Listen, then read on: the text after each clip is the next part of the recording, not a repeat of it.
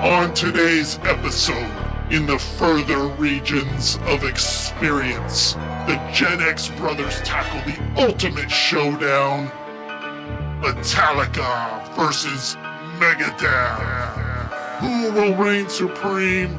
Who do you choose? We have such sights to show you. Enjoy the show, or your suffering will be legendary, even in hell. Coming to you from one of the most resourceful, independent, and badass generations of all time. Welcome to the Gen X Brothers Podcast. Join Eric and Glenn, two half-brothers that make up one hell of a show.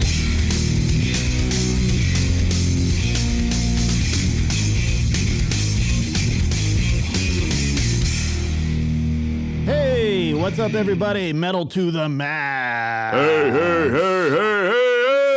Hey. Welcome to the Gen X Brothers Podcast. I'm Glenn, and this is my bro, Eric. What's up, brother? What's shaking, making? No, shaking, bacon.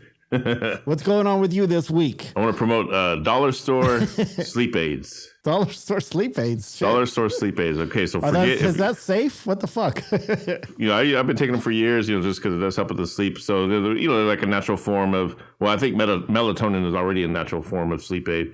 But these are the dollar store versions, right? Usually take two before you're going to go to bed. Like I'll take, I go to bed late, 1 a.m. usually. But I'll take two of them around 11 o'clock or 12. So that way I start kind of getting kind of dozy. And you sleep really good. But here's the beauty is that you have crazy whacked out freaking dreams, man. so anybody out there, if you're doing acid or hallucinogens, I've always been afraid of those things. I've done drugs and alcohol, but I never did any of those things because I've always been afraid of the bad trip or whatever that people talk about. If you're doing those, stop doing those, man. Just take some sleep aid and just go to sleep. You'll have a good night's sleep and you'll have some trippy ass fucking dreams.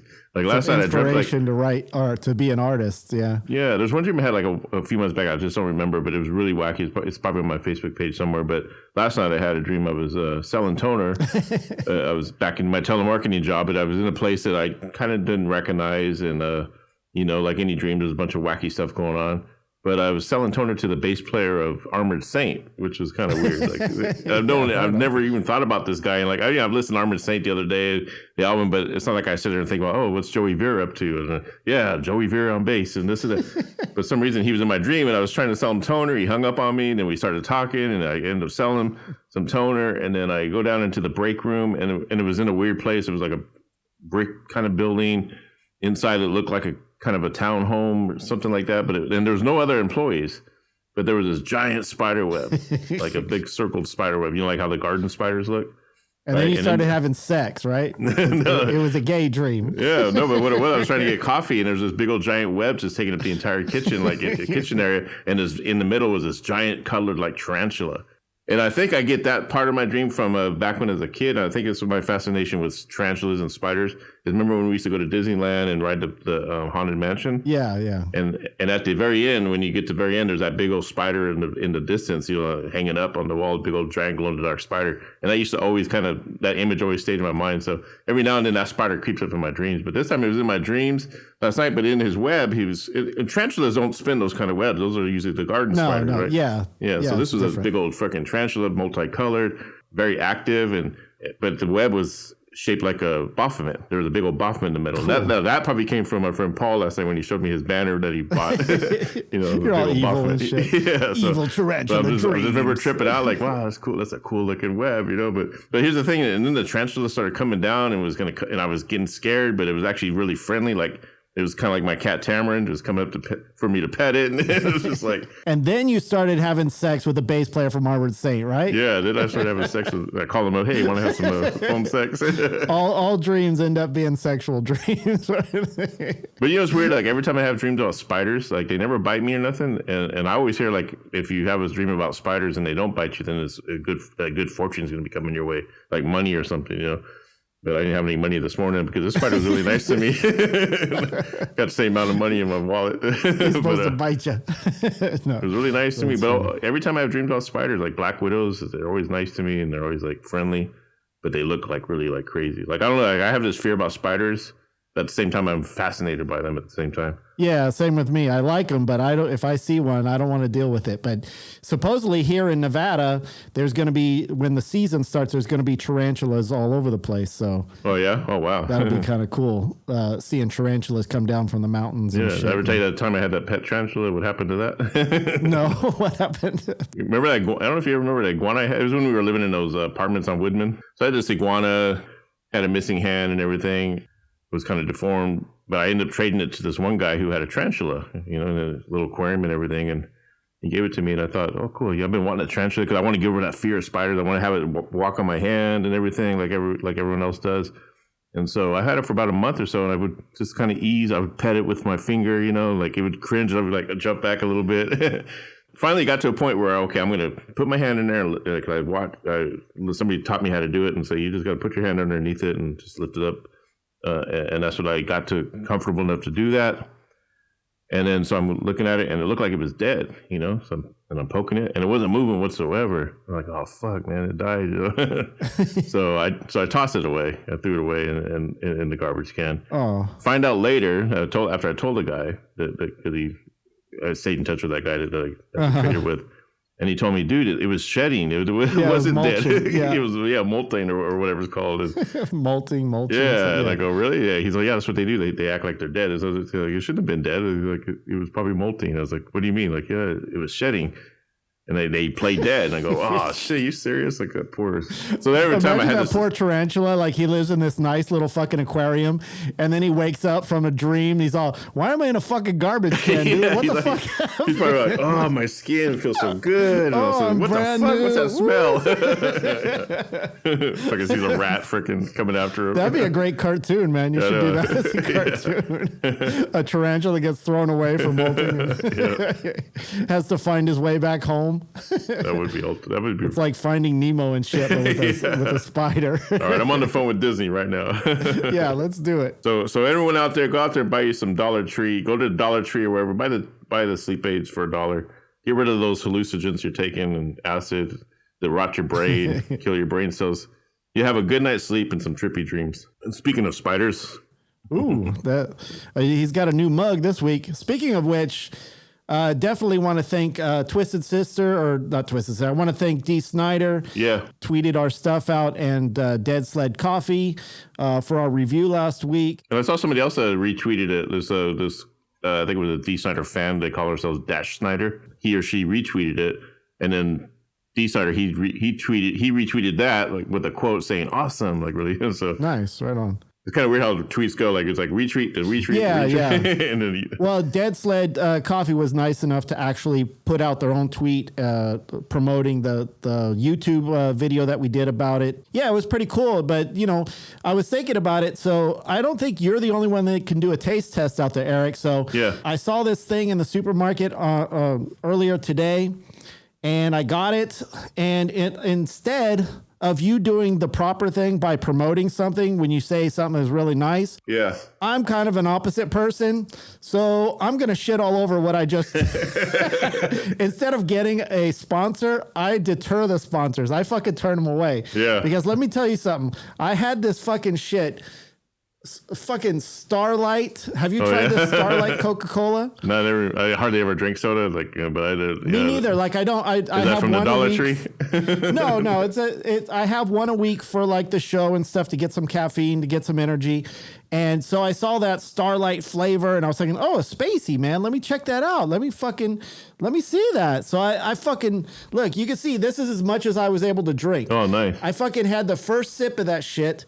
And this, I tell you, this is the worst tasting ass fucking shit. This is like somebody took a stick, put it in their ass, and then rubbed it on their balls and put it under their sweaty armpits, and that's what you're fucking drinking. I mean, that almost sounds like a chili I bought from the Dollar Tree called Southgate Chili. It looked good on the can. It was like chili sauce. It was like the picture of the hot dog. It looked really good. I had chili dogs, but I put it in the thing. I cook it. God, I swear to God, it tasted like armpits. Yeah. It's like the weirdest thing, though. It's like you taste it, right? And you taste the Coca-Cola for the first like 2 seconds. So you're tricked. You're thinking, oh, that's not too bad. It, just tastes like Coke. But then all of a sudden you get this creeping fucking horrid fucking taste in the back of your mouth, and it hits you with a jolt. Like, you don't get it right away. It fucking sneaks up on you. It's like fucking creeping death for sure. Damn. And man, I don't care who you are. If you say this shit tastes good, fucking prove it to me. I mean, let me know if you think Starlight Coca-Cola tastes good, man. I don't know. So who actually did you find out who makes it? Like, so is it made by, like, you know, how Coca-Cola or yeah, who it's Coca-Cola. Coca-Cola actually makes it. They puts it out. They put it out. Okay. Yeah, it's like one of their special flavors. You know, they're trying to do something cool and spacey. You know, so you're thinking, it's a new flavor, limited edition.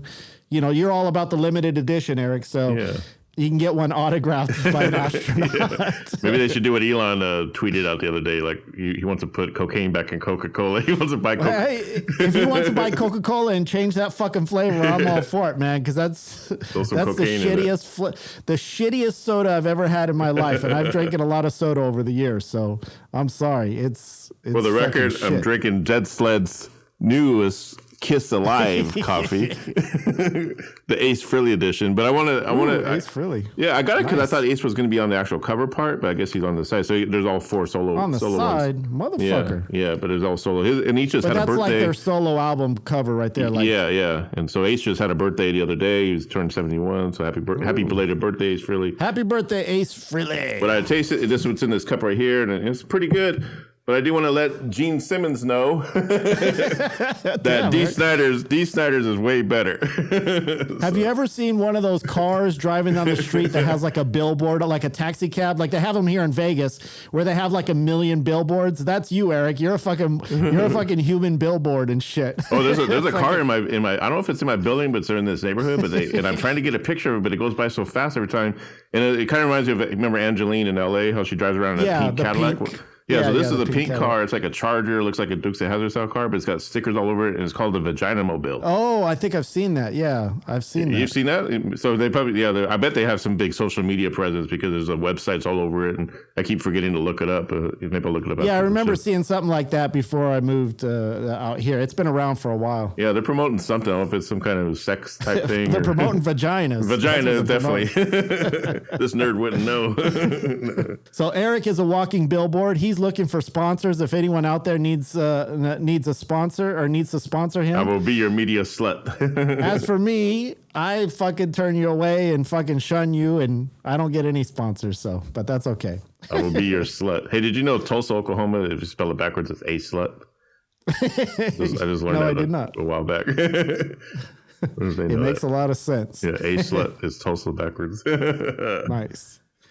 Well, hey, on today's show, we have a very special show today. Oh, yeah. We are doing what we're calling is the ultimate showdown. Metallica versus Megadeth. Metallica versus Megadeth. Megadeth.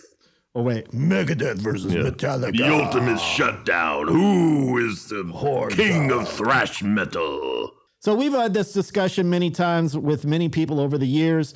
What's the better band? Why Metallica over Megadeth? Why Megadeth over Metallica? Yeah, there's so many different dynamics. There's no wrong answer. There's no right answer. So if you don't agree with what we're about to say, fuck you. I don't give a shit. Yeah. Tough shit. This is America. You're not supposed to agree with everything. If you don't like what we say, then prove us wrong in the comments. Let us know why. Or come at us. Come at me. Come at us, bitch. Come at me, motherfucker. Bitch. But I think, it's going to be very interesting to compare the two bands. Obviously, we're fans of both. Let it be known that we love both bands. They're both icons of the metal industry over the last, 20, 30 years? How long has it been? Who would you say you listen to most if you were to like break it down? You listen to Metallica more or Megadeth more? Like, at the time you do listen, like when let's say your go-to, like let's say I'm in the mood to listen to either one. What are you going to go to first? Well, when I go to like an album, I go to Metallica. But when I go to an individual song, it always seems to be Megadeth. Yeah. Which is weird because on my sometimes I'll play my Spotify playlist and the Megadeth is always the first one that comes up. But when I want to listen to Metallica, I want the whole album experience. Yeah. Because it just feels better. You know, there's obviously I like Metallica songs, but they feel better as an album. Whereas Megadeth, I like their songs, but some of the songs are like, take them or leave them. They're not all hits or I don't know. They just... they're not. It's not the same. But maybe you can explain this because Metallica, the thing that makes them great is, to me, that they are a band versus a single person. So you have the singularity versus the group. Yeah, that's what I was going to say. When I think of Megadeth, I just think of Dave Mustaine. But I've heard people say, like, especially that stuff that went down with what's his name, Ellis, the bass player. That's how much I'm invested in the other members. Dave Ellefson, that's his name. The fact I don't really remember that, he's one of the founding members of Megadeth because he started with Dave. I still, to this day, and I've always have, I just think of Dave Mustaine of Megadeth. Like, I think he's a voice, he's a guitar. Any other band names. Yeah, I don't care who's their lead guitar player. I know Marty Friedman was a big thing, but I just didn't care. Like, I didn't, like, even though Marty Friedman's considered a guitar god, okay, that's great, but I didn't care if he was a Megadeth, and I don't care who's playing guitar for them. Whereas Metallica, it's like, it's Cliff Burton, and then unfortunately Cliff passed away, then we got Jason Newsted. And even Metallica, I don't care who's on bass anymore. I just can't see Metallica without Kirk Hammett, without James Hetfield, or without Lars. So they have a sound, they have a certain thing that they bring to the table, but it's a collaboration of those three people, and maybe even the fourth sometime. And in honor of Metallica, Cliff Burton. So those of you that cannot see, Eric is holding up an action figure of Cliff Burton. Yeah, get out there and get that Cliff Burton action figure. Now, is that a limited edition autographed, Eric? Did Cliff Burton come back from the grave? It's definitely limited edition. It was the first one released, and I got the red version too. It just came out. Damn, the red version. This I paid $18. It's already worth $50 on eBay. Damn, Eric's an investor, high roller. Yeah. So this, I want to dedicate this little segment to Cliff Burton, the late great Cliff Burton.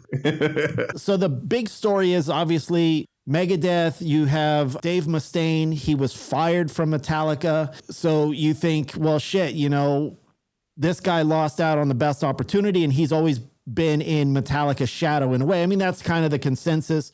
But obviously, Dave Mustaine is one on his own. He's obviously a great musician. To do it on his own is just fucking amazing. Yeah, and he also wrote the majority of what's on Kill 'Em All. Like, he wrote most of those riffs, especially like, Four Horsemen, and and I think he even had his own version later on released of him playing guitar on it. Yeah. And as much as you would like to kick yourself in the ass, let's say you missed out on, like, let's say you're Dave Mustaine and you hate your life and you say, fuck, man, I could have had Metallica money versus Dave Mustaine money. Yeah.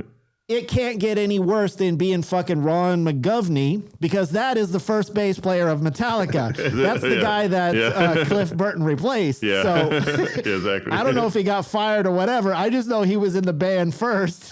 I remember Dave Mustaine got fired basically because of his drinking. He was like me. The band just couldn't handle the drinking or the drug use anymore. But then again, if you're that first bass player, maybe you could have ended up dead like Cliff. So you may be thinking, hey, maybe I dodged the bullet there because I could have been dead. But, yeah, that could have been me. But what we're going to do here is we're going to break it down. We're going to try to break it down as best we can. We're going to start out with the top 3 selling albums, the best albums that Megadeth has. And of course, that's an opinion, or actually it's based on record sales. Yeah, based on record it's sales. It's the majority of opinion, but I know there's always going to be some asshole that's going to go, yeah, but I like deep tracks from 1842 before they were even born. And we can look at it in both ways. We can look at like, okay, how are they competing record sales wise? And then how do they compete opinion wise, public opinion? Well, I guess those would kind of go hand in hand. Yeah, they kind of go, if you're based on the sales. But at the same time, you got to think about Megadeth has way more records than Metallica, and at the same time, Metallica started pooping out after the Black Album, and then Megadeth just kept going, and they still, even though Megadeth probably there's a big gap of Megadeth that I missed, like from probably 2000, probably after in Countdown to Extinction until their last 2 albums that came out, like in 2016 and 2014, which was like their last album was 2016, believe it or not. Like, it's been a long time. So then they got a new album coming out next year or this year. There's that big old gap that they released probably, I think, 6 or 7 albums that Metallica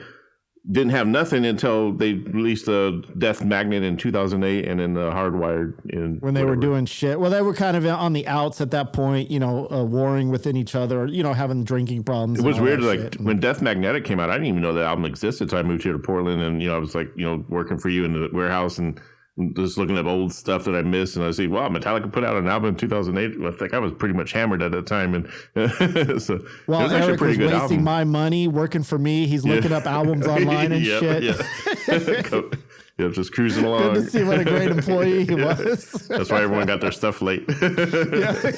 Shipments late. Way to go, Eric. I know that's why I paid you top dollar. Yeah. Confessions of a former employee. Well, let's break it down first. Okay, so we got Megadeth, right? We got Megadeth. Their number 3 album is Countdown to Extinction. It was released in 1992. Then you have their number 2 album, which is Rust in Peace in 1990. And then you have the number 1 selling album, which is Peace Sells, but who's buying? That's their number 1, right? I got that. My favorite is Rust in Peace. That's the one with... is that the one with Hangar 18 on it? Yeah, Hangar 18 and Holy Wars. Those are my 2 favorite songs of all time. Those, when I was in high school, it was during was it the Gulf War or some shit like that, you know? So when Holy Wars came out, and then all of a sudden we're going to war with Iraq or whatever the fuck is going on, man, you were just like pumped. You were like, fuck yeah, let's go kill all those motherfucking Muslims and shit. I was just anti everything. Fuck it. You know, I'm not that way now. I accept all religions. But back then, the media fucking pumped it into you, and you were just like, fuck yeah, let's go kill some motherfuckers. Let's go. You know. And that's the thing about I think even my friend who played drums, he actually joined the military because of that, because of Holy Wars and because of the war in Iraq. So and Dave Mustaine, I mean, he's known for his. I mean, that's if anything, if you took everything away from Dave Mustaine, but just and you just had his lyrics, I mean, those alone are the most brilliant, and probably even better than what Metallica writes lyric wise, because he's the riffs too. I mean, he's got. And I think, again, that's where it comes down to the group versus the singularity, because Dave Mustaine has full control and can say, this is my vision. Nobody else can interfere. Even though he has other band members and other people contributing, he ultimately makes the final decision and says, no, I like this riff this way. Whereas, you know, Lars, I've seen Lars in certain videos, and I admire what he does, but you can see him being a little bitch toward James Hetfield, like when he's trying to write Inner Sandman was originally about crib death. And I remember that, what was it? Lars was like, oh, I think crib death is that's too creepy. We can't write about crib death. I was like, fuck you, crib death is fucking cool. Write about fucking crib death, you stupid. That's what's weird about Metallica. When before One came out, the video One, right? That was their very first MTV video. And because before that, they were like, we're going to be anti-MTV. We're going to be anti-radio. Everybody and then says they got that. a little bit, after they did One, they got a little bit of taste of that success. And that's where Black Album came along. And there's like, you know, Lars wanting to freaking never say never, man. Yeah, he's wanting to milk but that I guess cow. that's what makes Metallica work, is that you have Lars, the driving force of success, and then you have James Hetfield, who's more just, hey, let me just write some good fucking riffs, and Kirk and even Lars is known for writing some of the riffs in Metallica. I guess he plays guitar too, and he's been known to write some. I don't know which riffs he's written, whether the shitty ones. I'm probably sure. the shitty ones. No, I'm just kidding. Everyone I don't mean to bag on Lars, but everyone, his fucking actually, attitude, everyone man, bags on Lars. It's like a sport. Because his attitude is like it's money over the art, you know, which I understand because I'm kind of that way too. I still think Lindsey Graham looks like he could be Lars's like dad or older brother, Lindsey Graham. Yeah. Every time I see him, he kind of looks like Lars Ulrich. Well, I do like Lars's dad, though. I don't know if his dad is still alive, but Lars's dad is like that fucking Viking dude. He was cool. he from Denmark or something? Yeah, they're both from Denmark. That's why like even he's got a little bit of an accent, Lars himself. But yeah, so that's why I always hated Lars, because, you know, like that when you hear somebody have a great evil idea, and then fucking Lars and Bob, that fucking cocksucking dickhead Bob Rock, you know, changing it to make it more commercial. It's like, fuck you and your fucking commercial. So in that regard, I think that's what makes Megadeth way better, as far as, like you said, their lyrical content, because it's far more evil, it's far darker, and the riffs can go. The riffs have more freedom in the later stuff. In the earlier stuff, obviously Metallica had more freedom of their art. Yeah. Before they put out after And Justice for All, but before that or after that, no, they were complete. They were a fucking tool to the record system and the record company and all that shit. So, and even like Megadeth, like I've heard some of their stuff that's kind of more commercial sounding, the stuff that the Megadeth fans kind of frown on, like in their later albums. But I've heard a couple of songs, and I thought they were actually good songs to me. I like, if they're going to go commercial, their commercial songs are way better than what Metallica tries to do commercially. for some reason. Well, Like, so- wasn't so think I mean, there's speaking something- of commercial, wasn't the bass line like basically the theme for MTV? Bum, Yeah, bum, but, bum, yeah, bum, bum, bum. yeah. If you want to consider that being like kind of commercial success, but yeah, it was Yeah, definitely. but I mean, to me, that I always heard that, and I was like, "Is that Megadeth?" Like every time I heard it, I was like, Yeah, "Why yeah. is Megadeth fucking representing MTV?" It just didn't make sense because you know, I wonder how much they got paid for that. probably pennies. No, the way they fucking And that was screw on their people over. second album, Peace Sells. So if you think about Peace Sells compared to when, like I said, Metallica's second album is Ride the Lightning. Now, Ride the Lightning is just a massive album. And, in the history of metal and music, even in general, like Ride the Lightning and even Master Puppets is considered one of the greatest albums ever recorded. I know Master Puppets is for sure. And then a lot of people will argue Ride the Lightning is their favorite, And, Well, so with Metallica, when you have the top three albums, their number 3 album is And Justice for All, which was in 1988. You have Ride the Lightning, their number 2 album in 1984. And then their number 1 album of all time is Master of Puppets, which is 1986. So to me, I think that's spot on. Master of Puppets is fucking Master of Puppets to phenomenal. me is that's my all-time favorite by them. It's weird because I'll put on Master of Puppets and I think it's all-time favorite, but then I put on Ride the Lightning and I'm like, I just love this just as much. And I'm like that with like Iron Maiden between Power Slave and Seventh Son. It's like it's always my favorite album until I hear the other one, and I'm like, that's my favorite one. So once you put it on, you're like, but that's what I'm talking about. How Metallica is great at creating a concept album. Those first 4 albums, of course, Kill 'Em All is not in there. I think Kill 'Em All was almost even with Injustice for All. It might even have been better than Injustice for All, but I like Injustice for All better than Kill 'Em All. Yeah, the reason why Kill 'Em All was good is because it was raw, and because when you take how Metallica was on Kill 'Em All, they were just finding their sound. They were just, they were There really was nothing else like it. fast There and raw. was- And then to go from there to go to Ride the Lightning, which was very progressive and very just like, I mean, these guys, it's like night and day, the progression between Kill 'Em All, which is only like a year apart. Kill 'Em All was 83, Ride the Lightning 84. You know what I mean? It wasn't that big far apart for them to progress that much and to hear a Well, band if do you that. said that Dave Mustaine had a big hand in Kill 'Em All, that just shows the progression they made to Ride the Lightning without him. Maybe it was almost for them wanting to prove that they could do it without Dave Mustaine in the band, because they did actually give a lot of credit to Dave Mustaine for his rhythms and how complicated they were, and they were actually very hard to play for them, because he was very complicated. And he does have the songwriting credits on some of those songs on Kill 'Em All. Like, matter of fact, when they re-released that demo, I forgot what it was called. It was the Metallica demo cassette tape. And The it was garage basically, not releases the or garage. something? Yeah, that's from them doing the covers. But this was like before Kill 'Em All was released. They had released some kind of like demo tape to the public, kind of like what Motley Crue did with their first album. But this one was actually with Dave playing on guitar. And that bass player that took over that was there before Cliff. And that's really raw, and you could really hear Dave Mustaine in that. And it's on YouTube somewhere. Like, I was gonna buy it. You could probably still buy it. I don't know why I never bought it, but it's like, No, fuck that shit. If it's not on Spotify, fuck it. yeah, I know, right? Now that I'm reminded, I'm gonna go on Discogs. Let me see if I can get a copy. So then if you have Countdown to Extinction, which is Megadeth's number 3 album, and then you have Metallica and Justice for All, I say And Justice for All blows it out the fucking wall. Like, I don't know. I don't Here's know my about you personal. guys. I like Injustice for All until I put it on, and it seems like the songs just kind of.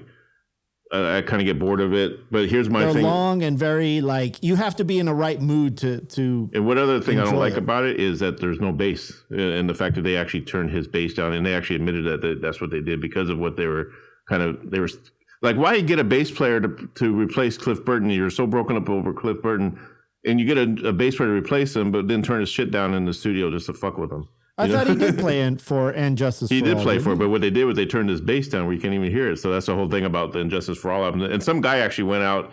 Some guy later on released his own version of Injustice for All where he actually put bass in it, and it sounds really good. Or he cranked the bass up or whatever. But yeah, that's always been the big controversy with Injustice for All, and the fact that Metallica did that. And I'm not sure if they actually admitted that they did. I know that that it's pretty much been shown that they did it, and if there's a reason why they did it like that. But yeah, if you listen to Justice for All, there's really no bass in it. There's bass. I did not know that, Eric. Yeah. Thank you for that fun fact. I was not aware of that. Yeah, I mean, he did record his bass track, but unfortunately turned down. So I don't know who's like. But why would you do that? Like because he died, or a lot of people are saying it's because they were just still like not over Cliff Burton, and they just couldn't stand the thought of like hearing other bass playing in that, even though they had to have a bass player because of the record deal and the record label, and it was part of the thing. But and Jason Newsted was a welcome member, of course. They handpicked him himself out of Flotsam and Jetsam and everything. It's just sad that they did. I just kind of wish they maybe one day would re-release it and put up those bass tracks, and I would really totally dig it. But it's a good album. It's definitely a good album. It's a tour I saw him on. First time seeing Metallica live was on that album, and where Queensryche opened up with the Operation Mindcrime. Well, and then you have their number 2 album would be Rust in Peace, released in 1990, and then you have Ride the Lightning from Metallica. Now, as far as albums go, I would go with Ride the Lightning as the album, but my favorite songs, like I said, would be Holy War and Hangar 18 on those 2 songs. Man, I listened to those way more than I did the whole Metallica album. And if you're going by Megadeth's top 3 albums, check it out. There was an album in between Peace Sells and Rest in Peace. It was So Far, So Good, So What. And a lot of us forget about that album. I think that's the one that had the Sex Pistols cover on it, or it either had that cover or it had the one where you, No More Mr. Nice Guy, the Alice Cooper cover. So oh, really? Yeah, okay. One of those covers. Yeah, I think it was on that.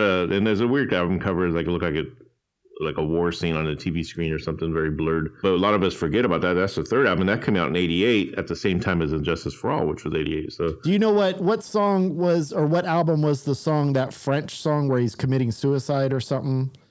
Do you know where he's talking in French, or it's French, I'm pretty sure. Yeah, I know what you're talking about, but I can't remember. That was a great song. I love that. So that was a ballad. That was like a great emotional piece of music. And then you have Symphony of Destruction. What album was Symphony of Destruction? Was that Peace Sells? That sounds like it might be on Countdown to Extinction. See, again, with Megadeth, I listened to a lot of their songs as songs, but I don't even know how I did it when I was younger, because I remember listening to those on CD, but I remember just putting my favorite songs on repeat all the time and not listening to the whole album. I don't know why I did that. Yeah. I was ahead of my time. I was already in Spotify mode before. Yeah, was that song you're talking about the French one called Lucretia or something? It could have been, yeah. I never remember the titles of songs. Yeah, me too, because that would have been on, I'm looking it up, Rest in Peace. Because that was about him like committing suicide or something. These are the last words you'll ever hear. Whatever the fuck I don't know how to sing. Yeah, and that same album with Holy Wars. Oh, okay. Then that's why. See, then that's my all-time favorite album, Rust in Peace. So yeah, it's a good album. I got to get that on vinyl. I got Peace Sells, and I got Killing Is My Business. I got the new reissue of that on CD. So I have to listen to it. It's been a while. I love that album. What do you think of Dave Mustaine using, like, what's that guy, Vic Rattlehead, which is like his mascot? Do you think he was trying to copy Iron Maiden with that? Or? Yeah, like a lot of bands have to have their kind of mascot. I never really even considered that a mascot until like they said it was. Like I didn't even know. I never knew really his name, but I did notice it was on a lot of different covers. But I didn't think I had no idea. Yeah, I didn't think of it like like when you think of Eddie, like you think that's Iron Maiden. But I was just kind of figured, I didn't even know there was a name to that guy for like a long time until. Maybe even just a few years ago. Vic Rattle. I didn't know it until I did research for this topic now. Because he's on all the album covers, and I always thought it was cool because he looks like he's wearing a gas mask or some weird tripped out shit. Vic Rattlehead. I didn't like. Who gives him that name? Like. Yeah, it's definitely about to be. That's like naming your hamster Reggie or something. You know? It's like. It's probably definitely a Dave Mustaine thing. Which is weird, but I have noticed in recent years, I actually started following Dave Mustaine on TikTok. He seems a lot happier, you know, because I know he used to be very angry. He had throat cancer too at some point. Yeah, so maybe that put things in perspective. But he seems much happier. At least on TikTok, he does. He's very goofy. Yeah, there was a time where he kind of looked like he was really sick, and that could have been when he was going through the cancer. But I think, and he's a little bit of a Trumper. Like I remember a few years ago, he was on the InfoWars, and he's a little bit of he was a Trump supporter, I think, before things got too much out of hand. I don't know what his politics are now. He's definitely a very political guy, but I don't let that affect. I know. I try to, because I know there's a clip of him saying marriage should be between a man and a woman. And the guy kept pressing him on it, and he was all between a man and a, like he got all pissed off. I was all, dude, what? You can't be a Christian, dude. Come on, you write fucking evil music. There's nothing I hate more than somebody who writes evil music and they end up being a Christian. That fucking bugs the shit out of me. And he's dude. kind of known as a born again a Christian, which so is Blackie Lawless, but I still love him. I still love their music, and in Blackie Lawless is even starting to like he's considering bringing back fuck like a beast in his set or whatever. He won't even play it. Yeah, he hasn't played it for years, but I guess on this new tour that he's doing, the 40th anniversary, it's supposed to they're bringing back the shock of Wasp and everything. Yeah, so I don't know how that's when they get desperate for money, Jesus goes out the fucking window. That's well, I need to make some retirement money because I need to retire soon. So let's start doing everything. And here's one thing about, and the reason why I also think that Dave is kind of softening up, because he's he's on tour now with Lamb of God, and I got to see him last year when they played. So he's headlining, Lamb of God's supporting, and they got I think Trivium supporting them. So they're headlining. So then when he's done with this tour, he's going on tour with Five Finger Death Punch, but he's supporting Five Finger Death Punch, and I think that's just. What I want to find out. I really want to know. Are you kidding me? Is that really hit? Did he really make the decision, or like? Because maybe Five Finger Death Punch might be a newer band, and maybe they're selling more records than Megadeth is right now. But you can't compare the legacy. Like, there's no way. Like, it's complete disrespect. That's plain and simple. Even as Five Finger Death Fuck, what are they called? Five Fingers Up Your Ass? Five Finger Death Punch. I think we talked about this last week, but yeah. Yeah, whatever the fuck they are, man. For you to even take that spot, like if I was them, I would say, you know what, Dave Mustaine, we respect you so much. You take the fucking headlining slot. I don't give a shit. Especially with the new album coming out. We are not as good as you.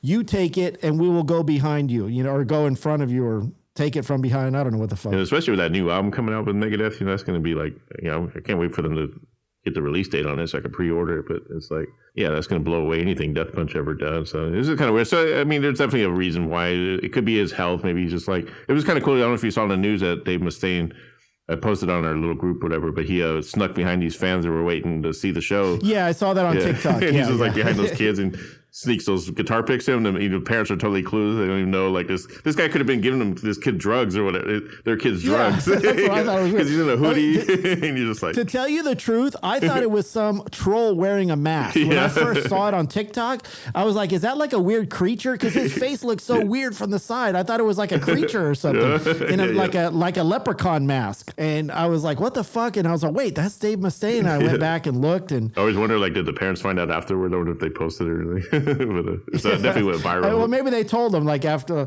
like, they're like, "Why are you giving our kids fucking shit, you creepo?" And it looked like it was happening during like the sound check or setup, because there was obviously like that's people what were, I like, the seats weren't that full. But, I'm the same way. I get there like 3 hours before the concert starts just to hang out and shit. There's something cool about being in a stadium when it's empty, Yeah, they were telling the time that Dave Mustaine actually mentioned Will-O-Wisp in a. He didn't mention it himself, but it was in a Hit Parader magazine. Tony has the article. It was basically an interview that the guy was doing with Dave Mustaine in Hit Parader, one of those magazines. And it was, after we were living in Hollywood. It might have been before you joined the band. It was definitely when we were kind of making a little bit of a noise. Tony sending out packages all the time to all the different magazines. So he would send one to Hit Parader and everything. So I guess the interviewer asked Dave Mustaine, like, "What do you think about this band, Will-O-Wisp?" And I guess he was showing him what we look like. And Dave Mustaine says, "Oh, they look like a band that could open up for Danzig."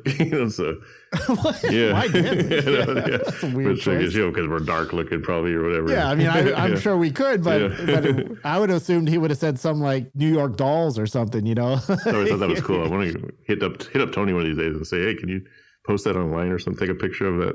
I'm sure he's got the magazine. So thanks, Dave. You don't know us. You don't know anything about us, but all roads lead back to Will-O-Wisp. He hated like glam bands. Dave Mustaine in the metal, what you call it, the Western Decline of the Western Civilization 2. Yeah. Oh, 2? Is there a part 1? Well, part 1 was a punk rock, and then part 2 was the metal years or whatever. Okay. And then now I know what you're talking about. So Dave Mustaine, when asked him about, he was like making fun of like glam bands, saying, "Yeah, it looks like their hair is blown away by trucks, or trucks were blown by their hair." And, too much hairspray. I mean, Dave Mustaine looks like a real asshole. I'm sorry. I mean, I respect his music, but hanging out with him when he's drunk, you would probably be picked on and fucking ridiculed and shit. He just looked like one of those guys. Yeah, he's known to be an asshole. I know, and I'm attracted to asshole musicians like Richie Blackmore, Yngwie Malmsteen, and Dave Mustaine, who are assholes, but they're so brilliant musically. It's like, yeah, I couldn't be an asshole. It makes them arrogant. There's a level of arrogance that goes along with that. Yeah, so somehow I'm attracted to those kind of guys. But I think there's a difference between riffing on somebody or just goofing around and being an asshole. And I got a feeling that those are the guys like even Danny Filth. Like I remember when we saw them live for the first time and, Danny was on stage, whatever his stage hand or whatever was doing something wrong. And he took a water bottle and just fucking chucked it at the guy's head at the back of it and almost knocked him over because he wasn't doing he was doing something like trying to figure something out or something wasn't working. And I was like, what a dick, man. I mean, there's one thing to get somebody's attention, but he fucking chucked that shit really hard and fucking slugged him right in the back of it. And that guy almost fell over. And I was like, holy shit. It was like Yngwie Malmsteen. There's video footage of Yngwie, because he has a guitar tech just working his ass off, like throwing him a new guitar. He'd throw it up in the air, and his guitar tech would have to bring him on a new guitar. And then there's one footage where Yngwie, his guitar wasn't sounding right, so he takes it off and he just shoves it into his guitar tech's chest or where it kicks him off the stage. So I don't know if that's it kind of looked staged to me, but at the same time, it looked real. It was probably. I mean, what's the point of staging that? There was no reason for that to be staged. But like when I had an issue with my keyboards and they were out of tune or something, I just took my keyboards and smashed it on stage and just threw it into the audience. I didn't take it out on anybody else. It wasn't their fault. It was the keyboard's fault. It fucked up. It had to pay. It was an inanimate object. Losing my guitar cord and shit. So what's the verdict? So we're getting off topic here, Eric. Yeah, we're what's the verdict? What's the verdict? The fucking idea is Metallica versus Megadeth. Megadeth versus Metallica. Who will reign supreme? What do you think out there? Who's out there listening, and who do you think is going to be the winner? Yeah, let us know, man. Come on, who's your contender? Leave your opinion. Write us. Let us know if you don't agree with us. If you do agree with us, let us know. Back us up. Get our backs, man. What the fuck's wrong with you people? When we think about Metallica commercially, they're probably going to swamp Megadeth commercially wise. In other words, you can go to like New Guinea and the little pygmies that live in New Guinea. You mentioned Metallica, they've heard of Metallica. They probably never heard of Megadeth, yes, right? That's probably true. But then you think about Megadeth, they're kind of bigger and better cult-wise, fan-wise, music-wise. They have way more albums. And I think their bad albums are better than Metallica's bad albums. Yeah, because Metallica's bad albums were like the worst piece of shit. We're still waiting for like that next good album, even though Hardwired was good. I mean, it's definitely a step in the right direction. But now, okay, that was what, 2019, 2017 when it came out? Hardwired was good compared to the shit that came before. That's why it was so great, because you were just relieved that they weren't releasing a piece of shit. You were like, holy shit, finally something with some grit. Here's the thing with Metallica. For me, I don't know about Load. I did listen to Load one time. It's just I was curious because everyone talks about that being like their worst album. And it was pretty bad. I mean, there was a couple of good songs on it, but it was pretty bad. But then there was like with Saint Anger, I tried so hard to like that album because I liked the cover, I liked the concept. But every song just sounded exactly the same. And there's something to do with, I don't know if it has to do with bringing Trujillo into the band. Maybe he showed them this riff that just somehow creeped into every single song where it's like, boom, down, down, down. And they do that in every Metallica, they were all in a room and they were practicing and they never heard that riff before. They were, whoa, what the fuck was that? Like it'll be like, shit. They'll be like, like do some kind of weird. It's like, come on, man. He just did that shit. They were trying to cross over into Tool, you know? And then they changed their guitar sound. It's not, they don't have that crunch that they had on like Messer or even like. And I respect bands who try to do something different. I have no problem with somebody like when they did like the covers and if they wanted to do a country album, then I'd be like, I would support that. I'd be like, okay, cool. You're fucking taking it in a different direction. They almost did with Whiskey in a Jar. When you do something that's just commercially shitty, that's what those albums were. Like Load and the other one you just mentioned is just like Saint Anger. They just were very horribly done. Here's one thing I do give Metallica credit for. I just watched a recent concert of theirs because now they play these big arenas, but they'll like do like 2 or 3 shows a year. Where they'll just like do a weekend of this, they'll just play like huge plays. I think they just played in Vegas not too long ago, where it was like just one big giant show. And I saw some footage on YouTube. It's actually well shot.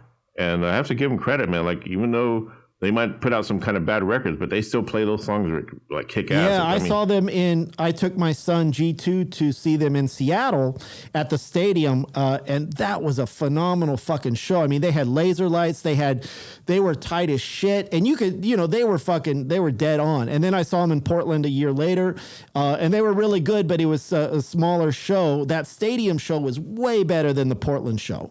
Which is weird because normally when you see normally when you see a band in an intimate space, like let's say at the Whiskey A Go-Go, it's usually more connected. But with Metallica, for me, it was the opposite. When they did the stadium show, that was like it felt bigger, it felt badder. It was just the best show I'd ever seen. I don't know if you've ever seen that concert video or concert movie on Netflix where like it kind of has an actor in it from I forgot what his name is, but he's kind of running through the whole concert venue. Yeah, I've seen bits and pieces. I never sat down. That and was watched actually the well whole done. thing, I was like, to me, that was one of the best concert movies I've watched in a long time because it just shot really well and it sounded good. That was probably 10 years ago, probably when it came out. I don't have the attention to watch concerts on video. I try to sometimes, but I'd rather just listen to it and do something else. Like, I don't know, just a weird thing with me. With me, it's like weird. I've been like enjoying concerts more like watching them on YouTube or on TV than when I go to a concert because it's so loud that things just sound kind of muffled. Yeah. Like, like when I went to see Ghost, I loved seeing them. It was a great show, but everything was muffled. But I get more of an enjoyment watching their concerts that fans are shooting on YouTube. That's because you're getting old, Eric. You don't want to deal with that shit, Yep. You want the pristine sound and the great show at the same. Because I don't know, that I've never been a person to be in the middle of a crowd and like dancing and thrashing or fucking in the mosh pit. Like, you can't enjoy the show. I'm not enjoying the show getting whacked in the head, fucking running around, It just, I want to see it. Nowadays, I don't even want to go up front. I just want to stay in the seat and just. Yeah, exactly. I want to enjoy it from my seat. I'll tell you, though, one of the best shows that I've ever seen, and I was very surprised at this, and not Metallica, not Megadeth, was actually Rob Zombie. Man, Rob Zombie put on one of the best shows. That guy is so fucking energetic. He was fucking running like nonstop throughout the whole show. I was like blown away at how I wasn't expecting that because I'd never seen him live before. I just started watching one of his live concerts and it was like really good looking. Yeah, I was just like, I'd never seen him live before. I was like, holy shit, I didn't know he was that energetic. I didn't know he could do, because he's always so mellow when you see him in interviews and shit. He's just like, yeah, okay. Yeah. So all of a sudden he's fucking jumping around and being like a fucking maniac. And I saw some old concert footage of him with what was the band he had before he went solo? White Zombie. White Zombie. Yeah, I saw some of that footage and he was like all over the place on that. But like when you watch the music video, it was on MTV. He was just kind of mellow walking around or whatever. Yeah, that's what I mean. Every time I've seen him on TV or an interview or whatever, it just seems. Okay, that's cool. He's cool. He pulls it off. When you see him live, it's like a whole other different person. And it's like a party show, which is weird. It's like a burlesque party show because he had the naked chicks on stage. I got that last album he put out, but I can't remember the title because it's so long. It's one of those long titles. Yeah. It's such a great package that came in with a nice booklet and all kinds of cool artwork. And I played it twice. I got to play it some more to see if I like it. Yeah, I don't think I actually sat down to listen to it. I don't know. All of his songs kind of start to sound the same. Yeah, me too. Like, I always say you could take Rob Zombie's vocals and put them on every song. And it'll be the same exact. Yeah, it's the same tempo. It's the same. But it's great. I love it. But, we're getting off topic here. Yeah. Who's reigning supreme, Metallica or Megadeth? You know what? All right, so we're gonna end this like everyone else does when they have this great fucking debate, and then they go, I don't know, maybe you should choose. Yeah. Who do you I hate say? when they do that. Yeah, what do you like? And then they leave it up to you, and no, I'm saying fucking Metallica for me. Throughout all time, I'm a Metallica fan. If I had to pick, like if I had to save one of them falling off of a cliff, if I had Metallica and I'm holding them by a string, all the band members, and I had Megadeth, Dave Mustaine, and I had to choose, yeah, you're gonna go which one to save. I could only save one, Metallica or Megadeth. I'm saving Metallica. Yeah, I'm so glad you said it because I was actually thinking you were going to choose Megadeth because I choose Metallica, and the reason why is because. For one, I think Master of Puppets, no matter what, how many albums that Megadeth put out over Metallica and all the stuff they've done and all the great songs they've done, just that one album by Metallica just swamps their entire catalog. Absolutely, In other words, like, and so hands down Metallica. So well, Master of Puppets, Ride the Lightning, and Justice for All, those 3 albums are just like the cornerstone of every great metal fucking library. I'm sorry. And I'm gonna go in there with Kill 'Em All as well. But that's just my go into any metalhead's album collection, and I guarantee you those 4 albums are in there. I don't give a shit who you are. You may have 1 or 2 Megadeth albums, but I guarantee you have all 4 of those albums. If you have one of them, you have all 4 of them, and that's just the way it is. One of the greatest lines, I think, is, even though it's a commercial song, is exit night or exit light exit night enter light. Inner Sandman. Yeah, I just love that line. That's a great song. I love the lyrics to that. I mean, it's a great concept. Have you heard Ghost's version of it? That's a really good version. Oh my God, no. Can we go through one fucking show without you talking about Ghost? Okay, check this out. What the fuck is wrong with you? Metallica wins because they actually made Ghost who they are. It was James Hetfield that introduced the world to Ghost because he was wearing a t-shirt way back when at a concert. Someone asked him, like, what band is that? Oh, this band is the new band. You guys better keep your eye on them. They're called Ghost. And then you put them on tour with them for a little bit. And oh my God. So I do thank you, James, for bringing me Ghost. All roads lead to Ghost with Eric, man. I'm surprised Eric doesn't have Ghost toilet paper so he can wipe his ass. Hold on, let me Google and see if they have that available. Gotta be some on Amazon. Papa on your ass, motherfucker. Come on, Papa. Papa, you got to get the crack. Yeah. Get the crack, Papa. Wipe it good. Yeah, but Metallica wins. Metallica wins. Yes. Woo! Hands down. I'm sorry. like I said, we love Megadeth. Megadeth Don't get me wrong. I love their music. I love certain songs of theirs. Well, I'm a diehard fan. And when I saw Megadeth last year, it was good, but I just kind of got bored. I loved seeing that Dave Mustaine was moving around really cool. His hair looked good, like all super long and flowing everywhere. But if I were to, like, I haven't seen Metallica live like you did, but I would imagine if I went to that same concert you did, that's going to be a way better show than what Megadeth put on. Oh yeah, I was blown away. I put a video of it up on my Facebook page a long time ago. But yeah, the laser light show, the fucking, when they come out and they show like the good, the bad, and the ugly intro before one or what was it before? They did it before some song, and it was just like fucking phenomenal. And you just have this whole like fucking, well, one, they did this giant laser light show with like the graves and all this weird shit. Yeah, we used to cover one. Yeah, I remember that when you guys did that back before I was in the band. Yeah, that was one of the first kind of, Master of Puppets was the first Metallica song we ever covered, but doing one was really cool too. That's a long song, Yeah, if I was going to say, that's I'm trying to think, how did we pull that off, I know I learned it from the Guitar Magazine, but I'm thinking, how did we pull that off? Yeah, it is weird, huh? Yeah. Like it's especially at that age. Tough. But even Ride the Lightning, you have what is it? Creeping Death. Is it Sanitarium? What's on that? That's Master of Puppets. Master of Puppets. Sanitarium. No, what's the ballad song on Ride the Lightning? Fade to Black. It's like Sanitarium. Fade to Black. That's it. I mean, Fade to Black. I think we even covered that at one point. Yeah. For Whom the Bells Toll. Yeah. Fucking. That Basin Boo. Every song on that every song on those albums is fucking great. Yep. I'm sorry, but if you listen to those top 3 Megadeth albums, you're gonna be like, oh, some are great, some are okay, and some are I still have to play it.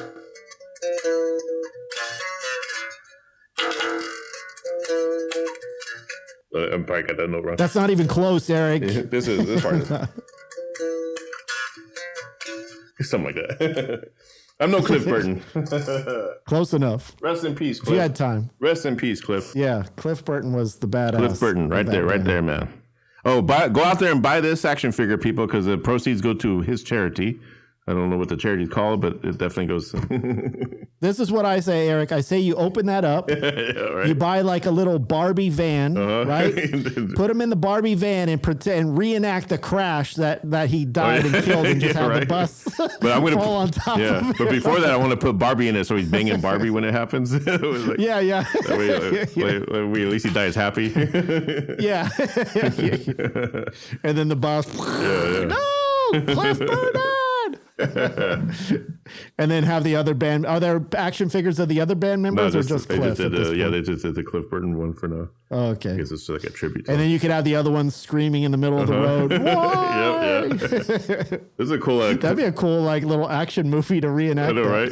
So what's that one show that used to come on where they did the little action figures? One of the chicken. Yeah, what is it? Robot Chicken. Yeah. Robot Chicken. Yeah. Maybe that could be on an episode. That'd be a great one. Yeah. Robot Chicken, you got to reenact that with the Cliff Burton action figure. It's a cool little company called Reaction Figures. They release action figures of all the they got King Diamond, Venom, all the like bands that we grew up on. Yeah, I've seen those. And they look like Star Wars action figures. They have a place out here in Vegas. In Vegas, they have a place called Nightmare Toys. It's a really cool place where they have like every one of those action figures, like all the like black metal, death metal. Oh yeah. Cool. Any action figure that has to do with metal and shit. The Iron Maiden ones. Oh yeah. They have them all in that shop, so it's pretty cool. Oh, cool. So. So if you're in Vegas, go to Nightmare Toys. Nightmare Toys. I have to look them up online. They might have a mail orders. Oh yeah, I'm sure they do. Yeah, or just tell me, I'll pick it up for you. Yeah, ship it. Send it to you. Okay. Let me know if you're looking for something specific. I'll go down there and check it out.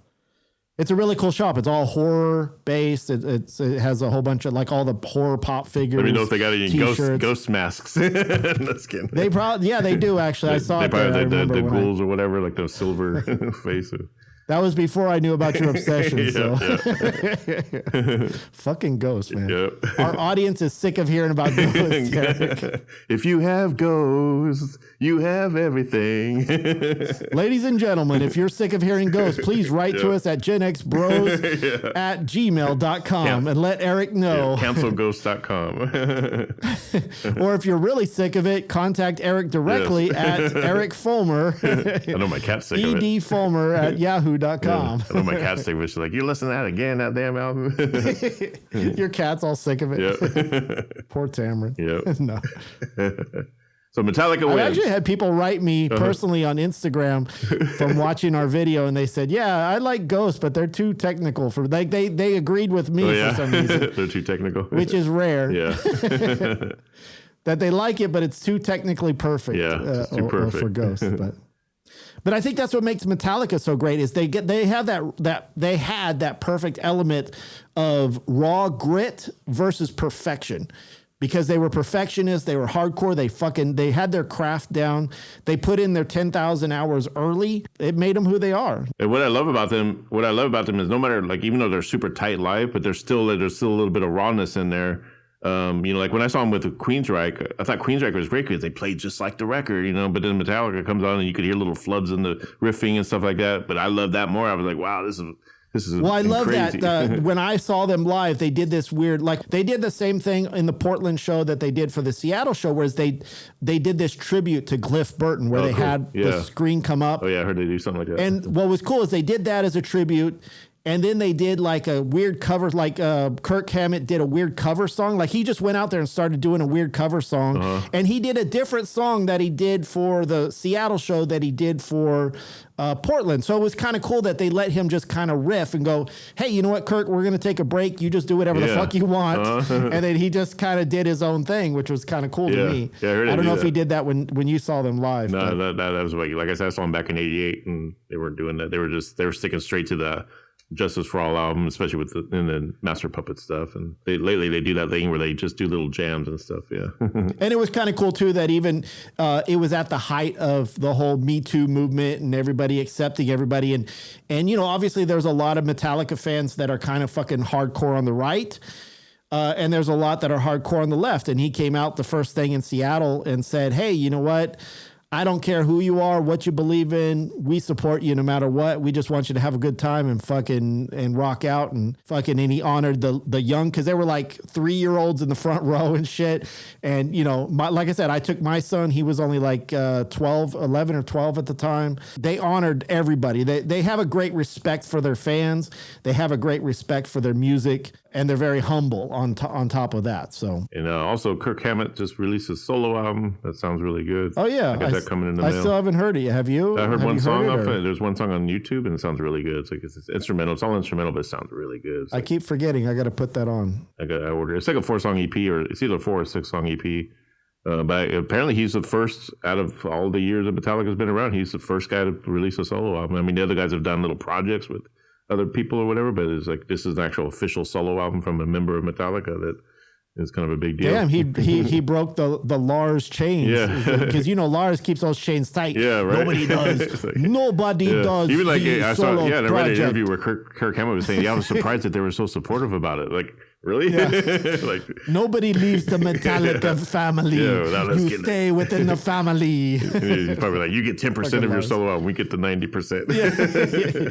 The only reason it's popular is because of us. Yeah. So you pay us. Yeah. It sounds really good. It sounds it's like all about the money. It sounds like there's elements of like, let's say, Ride the Lightning in there. Like, it just has those elements. Like there's the mellow guitar that's in it, and all the melodies are going, but again, it's instrumental, and it sounds really coul. Well, because I think that's what's great. The marriage between Kirk Hammett. What the fuck? Why can't I think of his name? James Hetfield. Why'd I go blank? James Hetfield. Yeah. I don't know why I do that. Yeah. Like, fucking my brain is like I'm the same fucking way. getting old, Yeah. James Hetfield is more of like a riff heavy guy, and Kirk Hammett's more like the melodic, and it works really well. And I think that's what makes their sound great. As long as they don't have some dickhead like Bob Rock fucking douching it up with commercial bullshit. So, I think is that who produced their last album or no? I don't think it was Bob Rock, was it? Might have been Rick Rubin. Yeah, I was gonna say Rick Rubin has been good at, like, he did it with Black Sabbath. He's really good at bringing out that old school sound. So it might have been Rick Rubin. Tribute to Rick Rubin with the beard. Yeah, he's So, got the beard. Which was like weird because he started out like doing hip hop stuff. Like it's like Rick Rubin was like a hip hop producer, and as heard. I think he did a lot of that mixing, like fucking what's that band, like you mix of rap and rock type of shit. Have you seen that special on Hulu with Paul McCartney? And it's Rick Rubin basically interviewing Paul McCartney about the old days of the Beatles and his songwriting and all. No, I keep seeing that come up on my feed, but it's no, really I haven't good. watched Like it, I'm about 4 episodes in, but it's really good. I mean, just when Paul McCartney's sitting there and Rick Rubin's going over all the songs with him, and like he's asking him questions like, "What was your mindset when you recorded this piece?" And it's just like he really gets in deep. And you learn a lot about like what the Beatles did. I think it's better than a documentary that came out on Disney. But Rick Rubin's kind of a weird dude. Like, he's always walking around barefooted like a fucking caveman Total and hippie, shit. yeah. It's like weird. But I mean, hey, if it works, it works. What are you gonna do? So yes, we love Megadeth. We love Megadeth. But we love Metallica just a little bit more. Just a little bit more. Just a little Yes. bit more. Or actually, a lot more. I'm sorry. Yes. On my end. Yes. But There. so you're ruling, Eric. It's Metallica. So the order goes from top to bottom: Ghost, Metallica, then Megadeth. Right? Yeah, pretty much. No matter what, it's still fucking Yeah. Ghost. Well, it's actually Ghost, Iron Maiden will always be my Metallica, number one. Megadeth. Yeah, Iron Maiden's always my number one, then Ghost, Metallica, Megadeth. Oh, okay. Even Iron Maiden. Damn. Yeah. Ghost, did you hear that? They're going to get jealous now, man. Tobias is- They're fucking dropping you from their support. Yeah. We were going to have you come on tour with us, Eric, but no, fuck you. you. had to mention that Iron Maiden, Dan. Go fucking go stay with Iron Maiden then, you bitch. Yeah. All right, so if anybody out there has something to say about what we just said, fucking bring it on. Let us know. Metallica wins. They are the master. I am the puppet. And just so you guys know, we do actually have a group on Facebook, like one of those Facebook groups. Anybody you can join, you can post whatever your post. feelings are. Like if you don't like an episode or if you do like an episode, whatever you say. I don't care if you want to put us down, if you want to call us little bitches, if you want to praise us, go for it. I don't give it. There's no rules, on that group, man. We don't have any rules, right? And ask us some questions. Generally, like you can make up rules or something on the group. Yeah, you could. Yeah, we have no rules. Yeah, we have no rules. I hate those groups. It's like no advertising, no doing this, no doing that. Yeah, don't post this or don't who gives a shit? Whatever. If you don't Or like they it, make you answer that fucking little delete the stupid shit. questionnaire before you could join. And if you get one little thing wrong, they don't let you in. It's like, I hate fuck, that. Yeah, it's like, fuck it. Who do Hey, they think they are, fucking man? rules, man. Of course, we say that now, but in a month, Yeah, we're going to have to add some, because some dickhead's going to be Once like trolling. And once Jamie O'Neill shows up and starts fucking going off on his stupid QAnon shit, then we'll have to put some rules in. So Jamie O'Neill, if you're out there and you're listening to this, fuck you, motherfucker. I'm coming for you. Why do you hate that guy? He's like your fucking nemesis or he's my something. nemesis, man. That motherfucker, man. That's such a weird thing. I've never had a nemesis before. That must He's be mine, weird. man. He's like your fucking Mr. Krabs and fucking Plankton. He is, man. He's so weird. Jamie O'Neill, you are my Plankton. Jamie O'Neill, or whatever name he's using for the day to troll. Is that his real name? Jamie Jamie O'Neill? O'Neill's his real name. Like I said, we were good friends for many years, and he just turned into a freaking maniac troll for some reason. Blame it on Trump. Right, Trump turned into a total. Trump has that ability to turn people into assholes, man. It's like a zombie plague and I shit. have 6 man. friends that were best friends and brothers over the years that they're all gone from Trump. They blocked me and they trolled me and everything else. Like, I mean, it's so weird. Like, live like Trump or don't like. So who gives? Like, I don't give a shit. If you want to lick Trump's ass, go for it. I've never seen anybody like that obsessed with the president, where they're willing to just throw friendships away, go to jail, freaking attack over a president. Like if I'm not gonna do that for Biden. What? If they think I support Biden, it's like, yeah, well, I'm not gonna go freaking attack a Capitol over the dude. I'm not gonna rob a liquor store for him. I mean, who gives a shit? It's crazy. I'm not even going to do that for my family. It's like, what the fuck's wrong with you, dude? People say Kennedy was the greatest president, but I don't see people freaking committing suicide over the guy. Is your life that fucking miserable that you have to fucking, put on a white robe and go fucking join heaven gates and fucking get inside the meteor so you can go to fucking heaven? What the fuck is wrong with you? Even on Twitter, like people's like, on their little bio and their little sentence under their name, they have to put their Trump. I'm a Trumper. And it's like, why would you put that? Who cares? Like, Trump 2024. You'll see me going, I'm an independent. I vote independent. I don't give it. Like, I don't care. Like, I don't care that you care about me, that I care for you care. Who cares? Like, who cares? What's your take on Elon? On Elon. On Twitter. I think it's great. Yeah. I mean, I think if he gives Trump his account back, fuck it. I think it's funny. I've been watching his tweets. Fodder for the storm, man. I bring it on. I like his tweets because he's actually basically pissing off both sides. He's pissing off the left and the right. Because he was like making fun of Trumpers, like, the Truth Socials being a funny name or stupid name. And then people are going off on him with that. And then I think Elon's always been the type of person to piss obviously he's a rich dude. He's going to do what's best for Elon.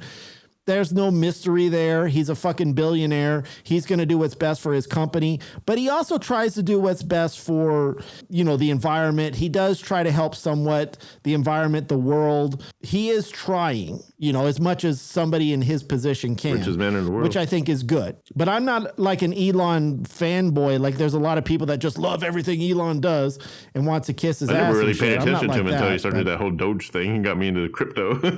Yeah. That is true. I never really paid attention. Next thing I'm on Twitter every day is, what's he going to say? What's he going to say? Is looking at my Doge, see if it's going up. And he goes on Saturday Night Live and shit. And yeah, so that's the only time I ever really paid attention to the guy. But I do see him as he's a very quirky and weird guy. He is, $240 billion. Definitely did something to get that money. And I think, and then I hear it is a weird concept that you can control that much of something, But I'm also hearing that he might back out of the deal, like he might take his money back or something, or that he already. You think it was just for fun, just to fuck with people? And I read some article that he I guess there was an agreement that he signed when he did it. And that he signed for Twitter. They made an agreement to where he was not allowed to. He could say whatever he wanted on Twitter, but he wasn't allowed to put down Twitter or insult them in any way, right? And I guess he already did that, or I guess he did a couple of tweets, and so they're saying that he already might have broke that agreement, which might cause him to. Yeah, but they're not going to back down. They still want the $44 billion or whatever it was. But then I also read that same article. They said if he does decide to back out of the deal, that it's a $1 billion fine. Like, that's going to matter? Dude, he's going to get his $44 million back.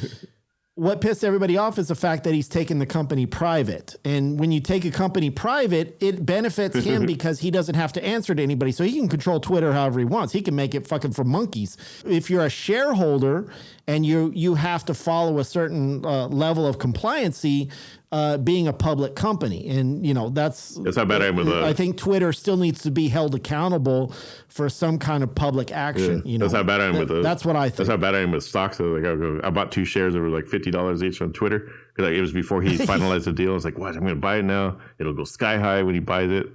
And I bought it, and then it started going down. So I just conked out, but I lost like $3 because he was taking it. It doesn't matter, Eric. You're going to get $54 because it's going to be a private company. Yeah, he's buying everybody. That's out, what I read. So. Like, I was like, oh, shit, I better just take my 100 out of there because but I lost like $3. So I'm a pup of Wall Street. I'm the pup of Wall Street. Yeah, the pup.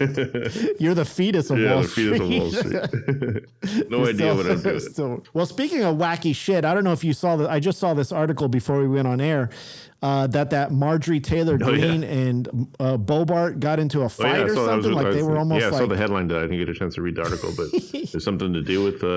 So I guess apparently everyone thinks that they're like best friends because obviously they're on the same side. They're two hot, two hot Trump chicks. I don't think they're hot, but they're in the Trump world, they're considered hot. Apparently that Marjorie Taylor Greene was going to like a fucking racist, like a neo, I don't want to say it wrong. A white nationalist. It wasn't a Nazi rally, but it was a white nationalist. That's the word I'm looking for. It was a white nationalist rally. And I guess Boebert is like, I don't want to be associated with that shit. And I'm thinking, really? I kind of figured you did. But, maybe she's going to be up for re-election soon and she needs to change her tune or whatever. I don't know. If she's smart, that's what she'd be doing. So I guess she was pissed off at her for going to that because they're kind of go hand in hand. So if one of them does one thing, they kind of both get the heat for it. So, and they said something that they were almost going to come to blows or something, like they were almost going to get in a fist fight. Yeah, I saw that in the headline. That's what I read. I don't know how true that is, but it's probably true. So I say, fucking A, if they really want to get voters going, they should have a fucking mud wrestling match, man. Let's get their asses Come on, in Gen bikinis. X brothers, and let's host it. Let's go. We'll get the big fucking mud pit and put them in bikinis and have them just fucking Howard Stern style, just wrestle it out. The bets are open, or the fucking place your bets. And I got $40 on nudity. Are you gonna be Team Boebert or somebody pulls something off? You Team Boebert or Team Greene? I have to go with Boebert. She's kind of a tough. That Marjorie Taylor Greene is all talk. I think she's a fucking whiny little bitch. Yeah. But I think anyone could actually kick her ass if it came down to it. She's the type that like acts tough until she's confronted. She's like, you can tell. Yeah, exactly. Then she's fucking running for the hills. Oh no! You see that video where call the cops on you? Yeah, you see that video where Costa was like harassing her, like, well, what did you say in the text and everything? She's like, read the text, and like it's like because it was about the text of her asking for martial or suggesting that Trump should do martial law. Yeah. But she was just saying that she was asking for other members that were suggesting martial law, but she didn't know anything about it. It's like, but why'd you bring it? And Costa's like, well, why'd you bring it up? Why'd you at least bring it up? It's like, but no, I think Boebert seems like she seems bitchy, but she seems tough at the same time. Like she seems like she could probably kick some ass, but that's just speculation on my part. I don't know fucking one thing from my asshole. She'd probably win. So so Boebert. So yeah, let's put it to the vote. Everybody out there, let us know Boebert or Taylor Greene. I'll make it a poll on the Facebook group, the Gen X group. It'll be there, and I'll make it a poll. The Gen X Brothers group on Facebook. We'll put a poll up there. After this episode comes out, we'll see who you think is the top dog. Who would win in a mud wrestling match? Who would win in a mud wrestling match? Because that's what we want to see. We want to see them in bikinis, and we want to see them mud wrestling, like old school, man. Fucking 70s and 80s. Yeah. We're going way back here. Sexist. Hey, because these two chicks are, they're fucking. They want men to rule and shit. They're all for the old days. So let's put them back in the old days. Put a beer in their hand, make them wrestle. According to that one politician, that one GOP got in a wheelchair. I forgot what his name is. But, there's the GOP orgies and cocaine. So, they're part of that. Yeah. Well, let's see them wrestle. And then when they're in the middle of it, we'll throw in a two-way dildo. Yeah. And we'll see if they get fucking, we'll see if we'll get some action there. Porn action. Some double. Mud wrestling action. DP. Start playing some They could even do some mom has sex with her porn, whatever. Like Marjorie could be the MILF and Boebert would be the stepdaughter. I could see that. Yeah. Hey, that should be a reenactment right there. I don't know if there's any. You're the one that has the porn account, Eric. Is there a reenactment? You should suggest that. I want a reenactment of Marjorie Taylor Greene, a lookalike, and a Boebert lookalike. Going at it. Double penetration. Let's get that going. Shit. Wait, Howard used to do that. I hate that sound. That's like the worst sound in the world. All right, I think that's our show. I think we need to end on that note right there, man. End on freaking... Let's leave that in everybody's mind. QAnon porn. Yeah. That's going to be a thing. I think they would love to see it. All the QAnon would love to see that shit, man. QAnon porn. That's why they support them. I'm gonna produce that shit. Make some money. All right, Marjorie Taylor Greene, and I don't even know what's a Boebert's first name. Lauren. I think I want to say Lauren Boebert. It's a tongue twister. Lauren Boebert. Yeah, Boebert. Boebert and Greene at it again. Yeah. Part 2, Part 3. Yeah. All holes are and to recap, suffice. Metallica kicked Megadeth's ass. They kicked him in the ass. And maybe we should do another versus. Maybe audience can out there suggest who should we pit up against next? Yeah, who should we Motley put against Crue versus Ghost? Rat?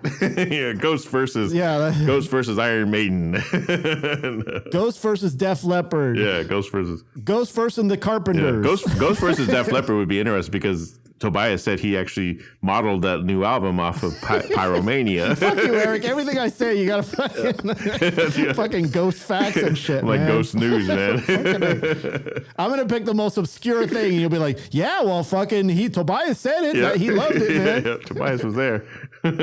Oh, really? Tobias was fucking playing piano for Beethoven back in the 1800s and shit on a clavicle. Yes.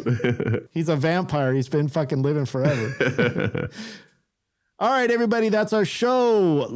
Show us your support. Yes. By following our social media, sharing the show with your friends, letting us know your opinion about Metallica or Megadeth. Yes. And all the different drinks that you can have with, where's the ghost coffee, as a matter of fact? That's what I Dead want to see. Sled Coffee. You need to make ghost coffee next, okay? Yes, Dead Sled will support you 100% if you make ghost coffee. Yes, give me my ghost coffee. What happens is you pour it and it comes out white. It comes out white. You don't even get to fucking drink it. It disappears in your cup because it's a ghost. Yes, ghost coffee. All right, everybody. Thanks for listening. We love your support. We appreciate you. And we will talk to you next week. Horns up. Peace out.